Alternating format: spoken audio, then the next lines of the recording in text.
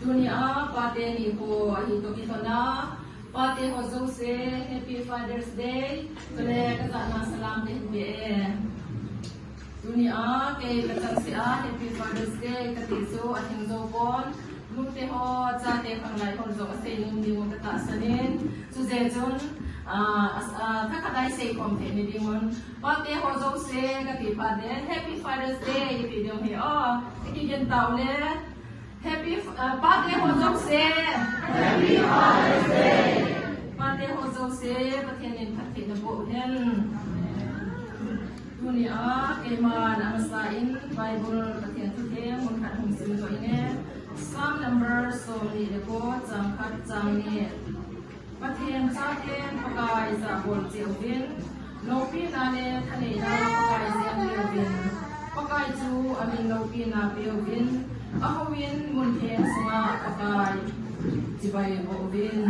akhe simlo patien kacham jebadan pathe bobita den amen dunia Father's Day program imandi kiman sa ding dano eman amasain simhana amen Father's Day ordinary program ani bo zone somni lahat samni ne somni go bolam kai lumnu ipan nataw ni ene tukon pan secretary NWS sudah tukon secretary kecai de tukong dingin party for zong mazong hingin kayu stadium kahin hesai ni sudah labung kanglai de hingin mai jamde to komdan to reverend yatulun pastor in church special items Sunday school sapang ko sudah nutem hat nu jijin chairperson women department in ang meeting ngayon sule labung nute pan simdin nu rajal to be the blessing prayer nu kimsi treasurer building committee diha do na taw ba di ball member executive committee dunia praise and worship panglay hoin kipa ta le limta hinam kai bizalun amaw ho zo se zalin patien thanglo ni yun abana kipan na taw nu helem hiding hin ama hong kijai chai ne kongnon ngai lowa thukong dinga secretary ena pan hula pai ding hin chule ama kijai ne pa ti polen do pan hula pai ding ti thang ho sain yun kipan na taw dingin nu hene kahin ko we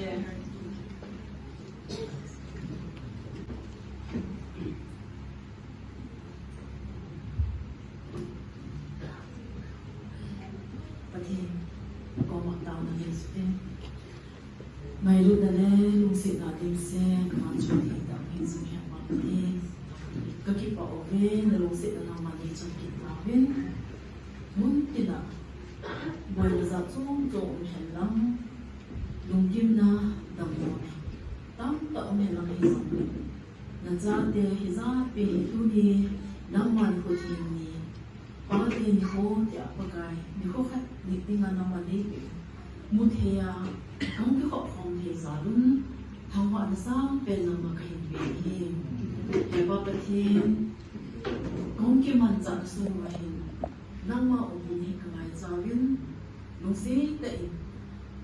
วาหินหอมก่อนดังพีอินจุเลนับว่าใจลายหินสดิ้งนับทุกเที่ยงหินสิมโดดเด่นเห็นจุเลนั่นทุกเทงานที่มันจะมีเห็นดีโคดิโมเห็นปากกายชอบส่งเสียอามาส่งเสียปากกายน้ำมันหัดเห็นเห็นบ่อ่ะนั่งมาปีนะนั่งเห็นจะนักปากกายอันไงท่อเกี่ยวกับส่งสินจงถ้าเก้าว่าอยู่เกี่ยวกับอินลำเดียวกี่เดือนมาถ้าเก้าอันดิ้มเสร็จนะกี่ป้าตาเด็ดถนนตาอินลำก็กี่เดือนที่นั่นเองวินอีกครบสมุนไพรเนี่ยป่านั่งมาปีนะกันไหนจาวินนึกว่ามาคงตามเองสบอยดีเลยมั้งที่พลังจัดจ้องที่ชอบจ้องเสียคนน่าสงสารป่าน้ำมันนี่หอยต่อที่บุวินนึกว่ามาคตามเองที่ปกครองที่วินป่าก็ถึงทางทางการเป็นส่วนสิสเต็มสเปริตุสมุ่งทางการงานที่เห็นไอ้ปีสองเล่อันนี้ให้คนเรียนมีคนส่งที่เราว่าที่ลุงเสียนไม่ทักมีทุ่มงมินsorry มีทุ่มงมีดีโอมีโลกให้คนมาเห็นเลยลุงเสียเป็นน้องนุ่นเชื่อว่ามีโลกโลกที่วินที่นั่นเป็นอย่างนี้อันดินโดนเราคงมีปีเดินดินนั้นเพราะมันเรียนเชื่อเดียวมาสเปนินอันเจลาดินปีดินสิงโซนMaitan bilangin oleh kemarin video makhluk namun itu ada ambil hal ini. Sudah ni nanti kita belum jumpa.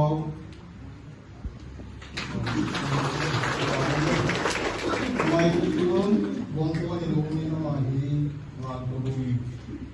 mengangkat angkat itu bagaimana aku nak dan di bawah ni. Ajumlain kampungin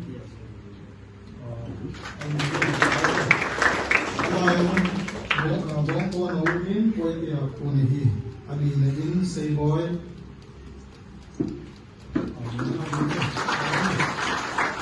mai cứ qua cháu nói in mai đi phải chỉ sĩ qua cô này cho nên quay tao bóng in gì hay gì lúc đầu ông mai lúc xí ta được lúc rồi in nó hoạt không đi sâu đi ông ta luôn đây cái đó ông ta đi sao đi đâu đóไม่จบพี่ลูกครับพี่โอเคไม่ต้องกลัวจริงจอยเนียวนะเอาเดี๋ยวไอ้พี่เลยตัวนี้ขวาสเปนมันที่ของเซวินมีดินน้ำบอลเซวินเองดีวินสกิลเลยอาทิตย์วันพัดจนเลยน้ำมาหูมันเยอะเลยนะวันอาทิตย์ที่ผมกินนั่งที่พัดลมตัวซีนะที่คนอยู่ที่สุดก็เสียงนุ่มดินSekali tu injau perjalanan musim ini, so ini cuma aku nungguin, macam ini dia aku ni nungguin, kita boleh sekoksi karena aku diin. Sekali Sunday School offering ni, aduh dia, aku kisi dulu ni, ayah. Amino hinsimdong berarti masa penin golang biar kosan hiin aminain mga zazay sudah tunai lalu mengai macam hi nuai sem hikim and family hiin nuai hacim hiin nu bebem unsoga hiin sudah nu bebem and family akon hiin sudah nu biing kusong unsoga hiin box hi pa mga le family ako nihin le pa namin pang le family ako nihin ni lu chu chu za ni tin sekil le pada se mo ti ta ko min Sunday masa chun rom rom din cha pom den chu cha na executive meeting ki ni cha chun ai ho pa po hi kem director ni na ana ki nan sina ki ni sekil le ani nain assistant director din Rohan Peter ama hi ana ki nan sin sekil le to wai of na chun ai ho na Hatsun mo ha pa nin kung 2025 patin ko song lai mo na hin kana mang khom bin tun ni khon nang man kum hung kaya din sin hoi wa tukum patin ko song kan khom wa nang ma mina ko ko khom ki ho he so nang ma phan na nang ma ho sa sin ave ve na ko se hi tun ni ho ko program te ho so abul la pa na hong ki man sa na wa nang ma kain wa sa wa na thulen la kong ki til khom na te ho ko program te ho ko hin tan kong ki sa hi ta ne pa ave ve na ki pa tu ka se ve tu ma ba na yo hin pa program ko bungin tu pi ta ho lo ka de ho hi ai ja sa pang gen ja ka min bo wa tin ken perso ko nu thu hin na ki lam kan di te ho na bon chan lo hin na ni pi min pa ka ni chu chu ko bon lo si na ma lu pin tin hi tun zong lai mun da na pom po te wa he le sa tu in le te te dong kan zong khong tu hin na mal som na provision te na patina ave ni su ti tin ye su ni ka ta amen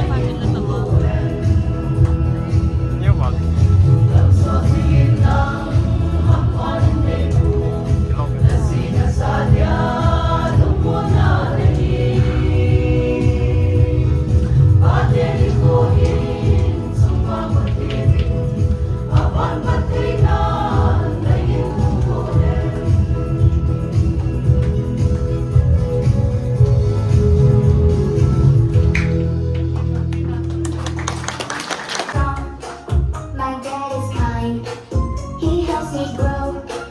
and shapes my mind. He reads God's word and shows the way. He prays with me every day. Thank you, God, for dads like mine, full of faith and love divine. He walks with Jesus every day, a hero in the bestest way.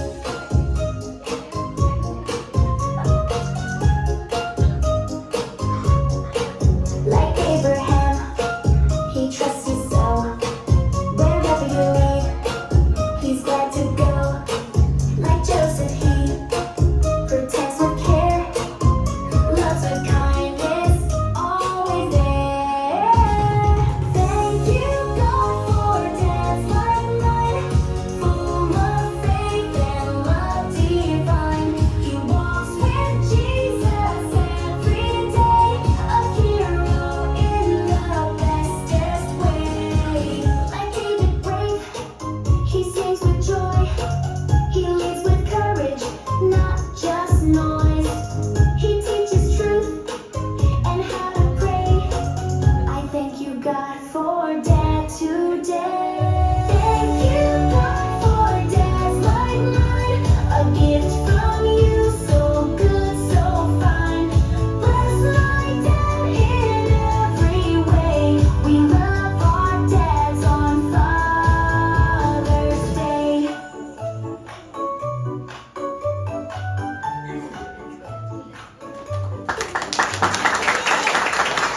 ที่มาพลอีมาสาพัดเทนะองค์โปนไอ้วางินละทุนอเปพัดเทนะฮีตัวนี้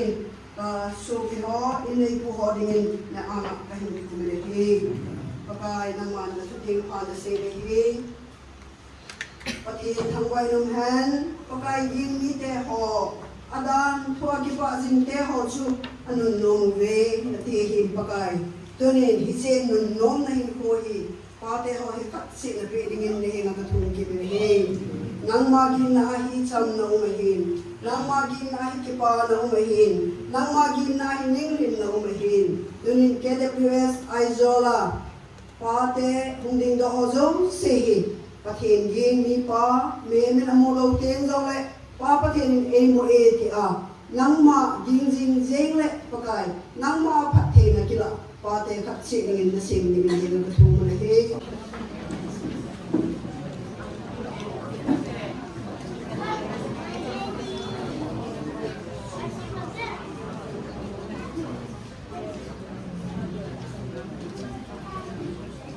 Pate ho zong se mo te hon ka ngai ron la o ka hon gat sa the ka son sono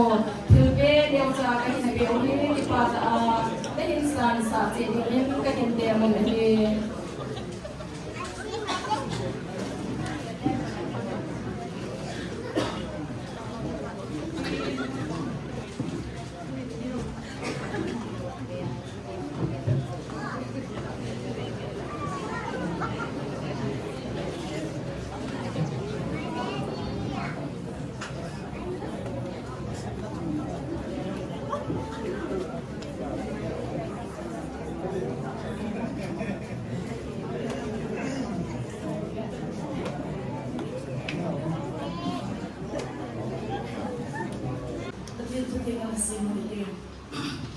Psalm number zakat som nileke chang khatat chang dukjan athupi pakai ging pa nunung chang khat pakai ging singa adan thu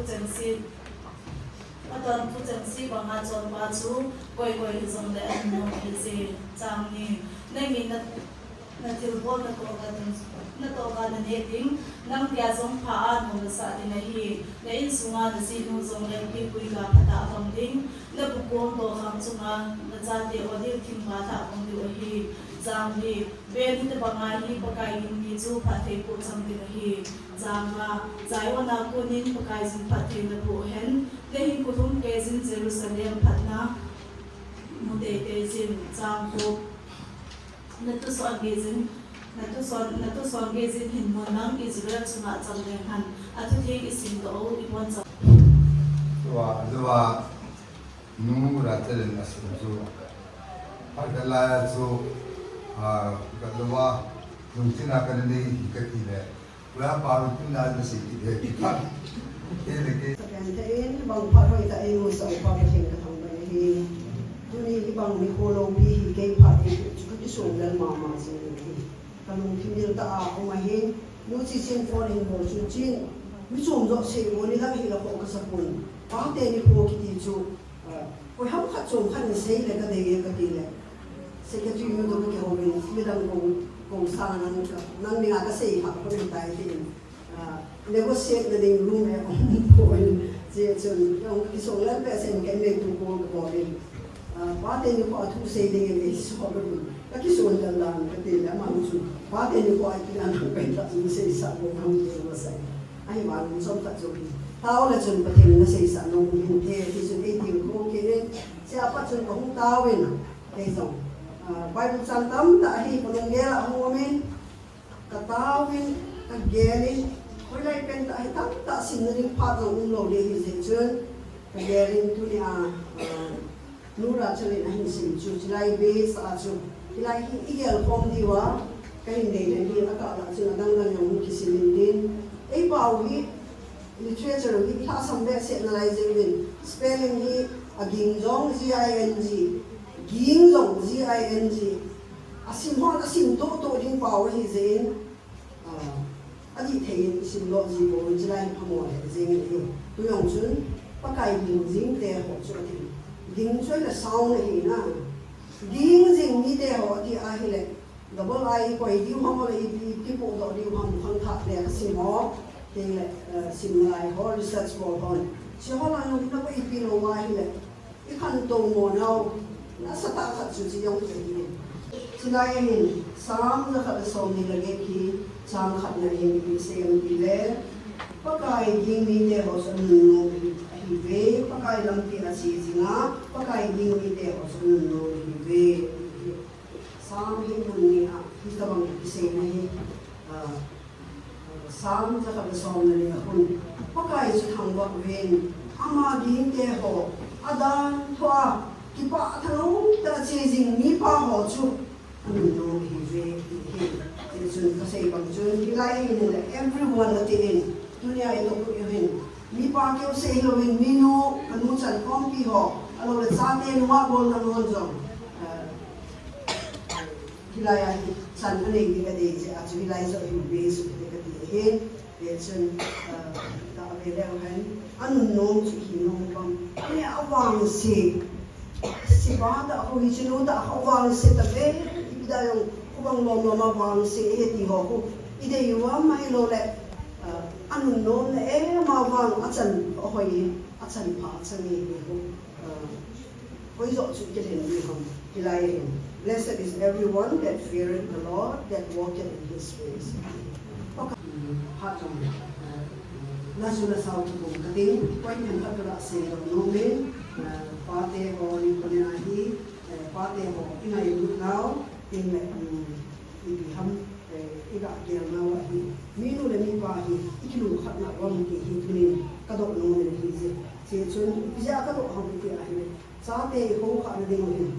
hi ka sei no mo hi ka sei di pa na ki pa lam nan alu mo se ji ni je cha ki sem lo lai hon sa te sem lo na ha oi mo se ni ai ma nin Pagin ko ati di mo na pato ki sun ko la se no men sa te ko kha na wa hi si nei lam nei na ni yo bang ni sa te si lo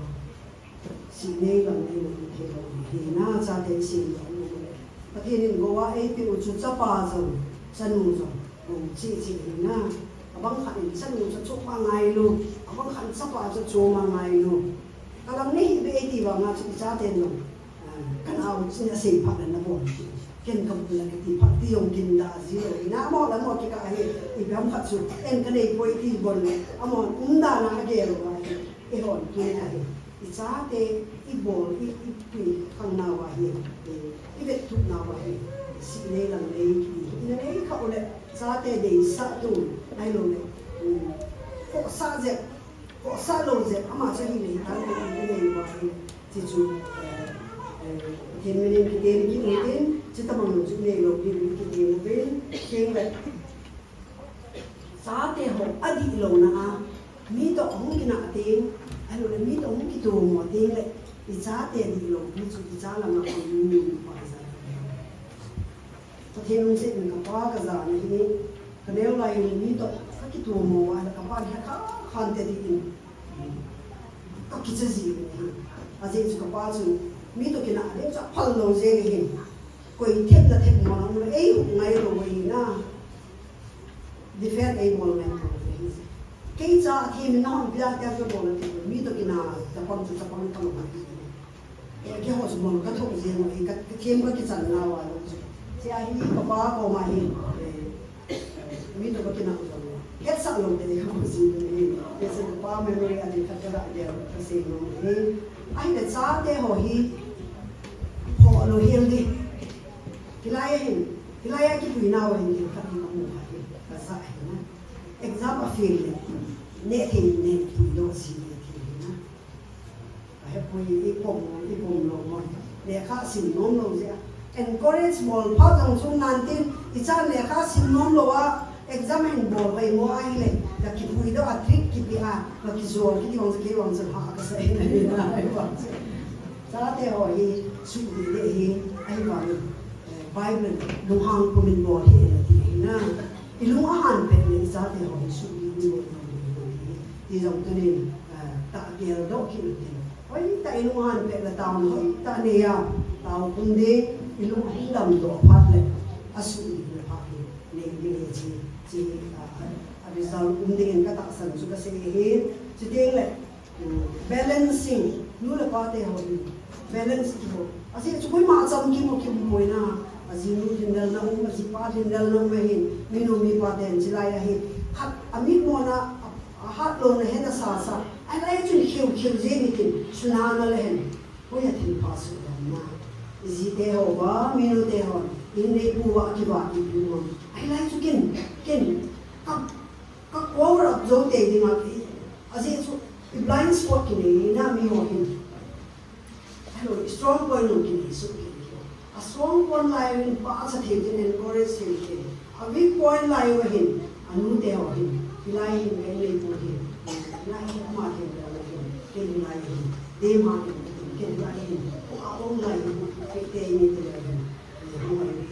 the same goes with fathers na in nei pi te hin la na point khat chu say with him one more thing la hin oi lai a grape wine lengthy hin azam na chu pan thi ni hong ni the lo na che hin khat anu han thing le khat ki ma hin na ini nai lu han le po to khom le chun ding len khong jing ding isa te ma sanga chu example bai lo ki ni lu han pha lo chu ki ni su ke yin ai ba ngai ka ti e ka the me ki se a poi na ding ke po i kim i ki chan jong le i kim ki chan la ba chu ka se la ma hu lu hang de hi pe na chu se lo ngai ti zo hi tu ni la gel do ki tin balance ki bo to ngai in nei pu ham in nei pi ham adila ke tha cho king le aluhan pe le saving se lo ni no he il si su ba he ro ki le tin se mong chun se lo la tam ta se ti hen lai cha de ko jo se lo pe so ko pa ni dai te ki pa ni la se ni kom se lo hi cái nông nghiệp đến saประเทศนี้ที่เราก็ตามเรามาประเทศนี้ที่ไล่ไปดูจันทร์เราคนไหนไอ้มุสาเฮนดิฉันว่าอี320นะอาศัยรูปไป